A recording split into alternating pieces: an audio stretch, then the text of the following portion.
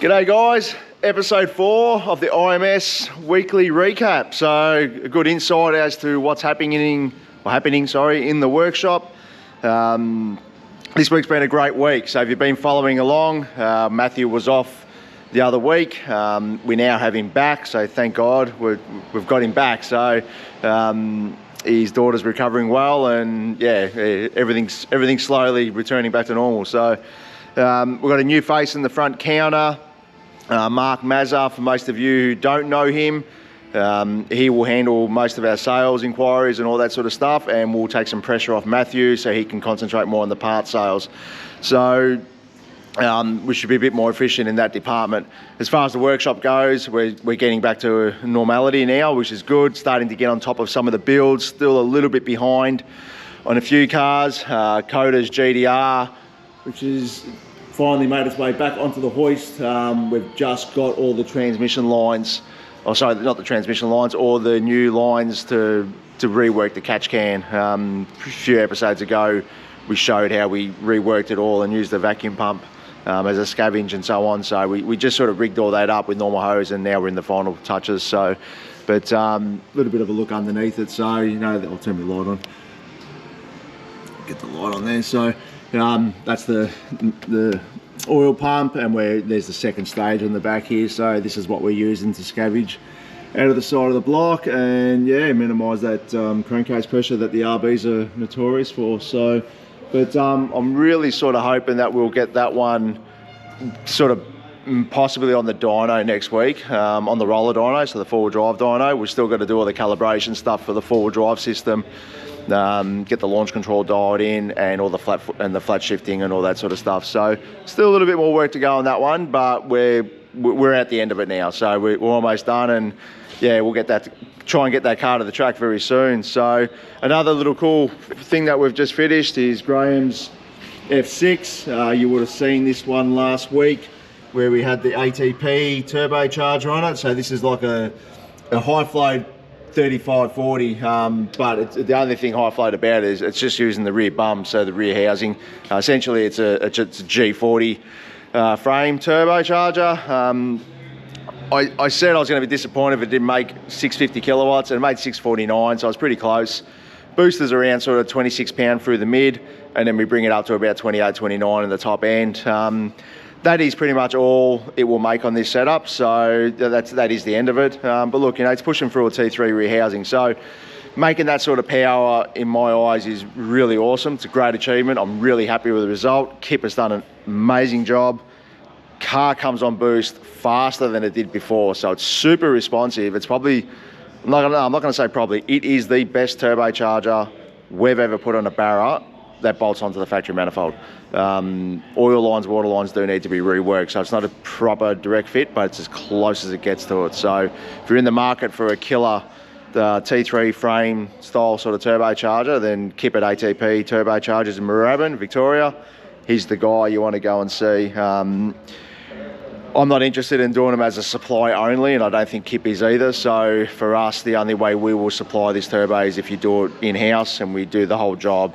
There's just too many variables for people to get it wrong, and if you get it wrong, it just gives the product a bad name. So it's just easy if we just do it in-house. So, but a few people asked me about this blow-off valve. This is actually an overboost valve.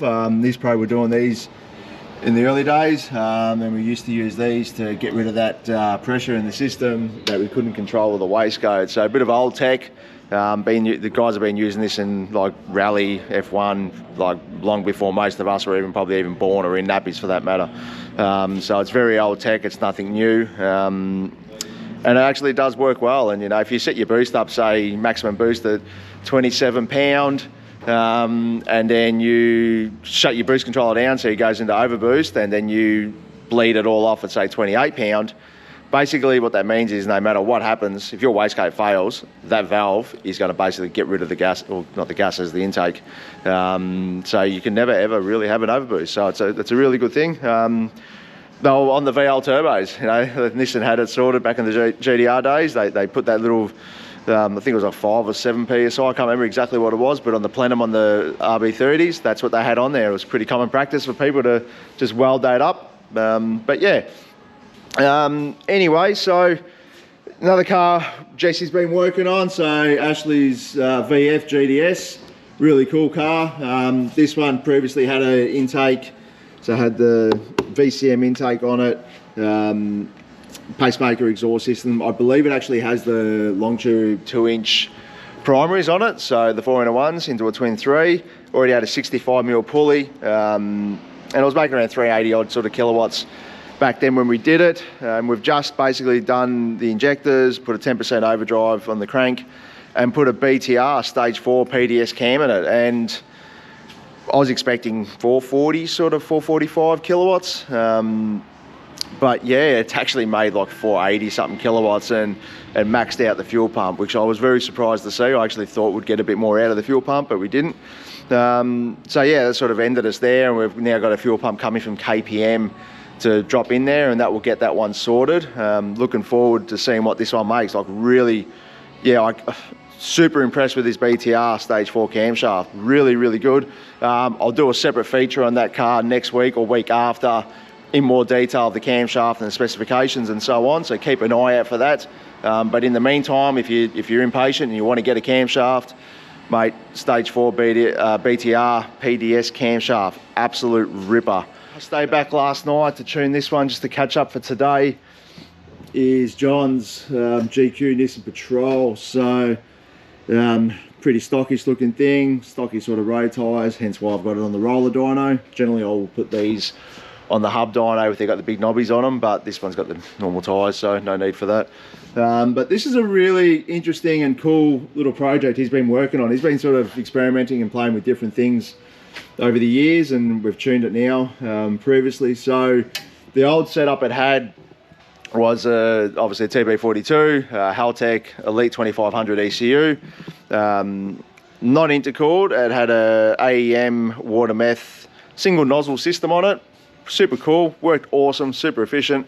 Made like, I think 150 kilowatts on the non-intercooled tune. I think it was 180 kilowatts on the water meth, so with no intercooler, which was good. Like, it was awesome. So, but you know, he's tinkering and he loves to learn and play, so he got back into it, decided he wanted to put a water to air intercooler on it, and try the interchiller. And yeah, so there's a couple other things he's done. He's put a Bosch drive-by-wire throttle body on there, which is really cool. Takes away the cable, gets rid of all the idle control, just gives you really smooth throttle and good, excellent idle control, which is what you like. 6-boost high mount manifold. It's running I believe it's a Pulsar Cord 3540 or 3582, whatever you want to call it. And then obviously it started life as a Barra turbocharger, and then obviously he's replaced the core and so on. So I'm pretty sure he did tell me he put a Pulsar core on it. Don't quote me, I might be wrong, but either way, same. So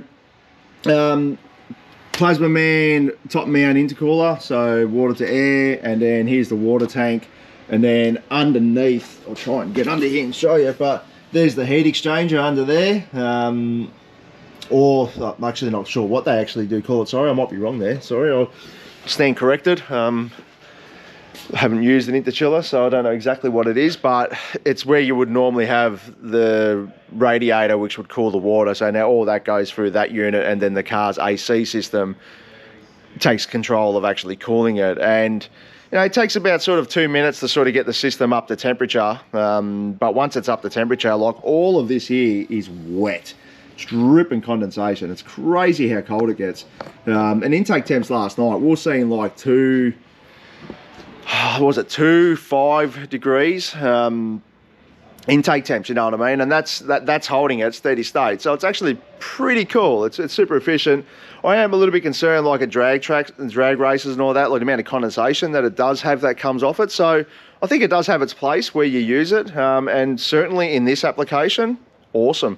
If you've got a four-wheel drive and you know you've got the AC still on it, you don't have any airflow on a four-wheel drive, and that's always been the long old issue, is that there's no point having an air-to-air intercooler on a four-wheel drive that's sitting in a bog hole doing like less than 1 to 2 kilometres an hour trying to get out of a bog hole. You're just digging holes and just filling up with heat. So that's where we came along with water meth, and then now this interchiller. So yeah, I think it serves its place here really well. So few things. I put a post up on TikTok last night about this, and I had a few people questioning me about, oh, not a very good spot to put it directly above the turbocharger. Look, in hindsight, it probably isn't. But the reality is that unless you can find a better spot to put it in this engine bay, and I guess that is the only spot you can put it. However, he has paid extra attention to doing proper heat shielding, proper air gap heat shielding. As you can see there, blanketed, all heat shielded. If you can see it in the photo, it's all heat shielded underneath the turbocharger. He's gone to great lengths to keep all of this well insulated. And you know what, last night we had it on the dyno. I had that turbo manifold glowing red hot. You know, it was just cherry red, and that intercooler was still dead cold. So yes, it does look like it's not in the right spot, but no, it's not a concern.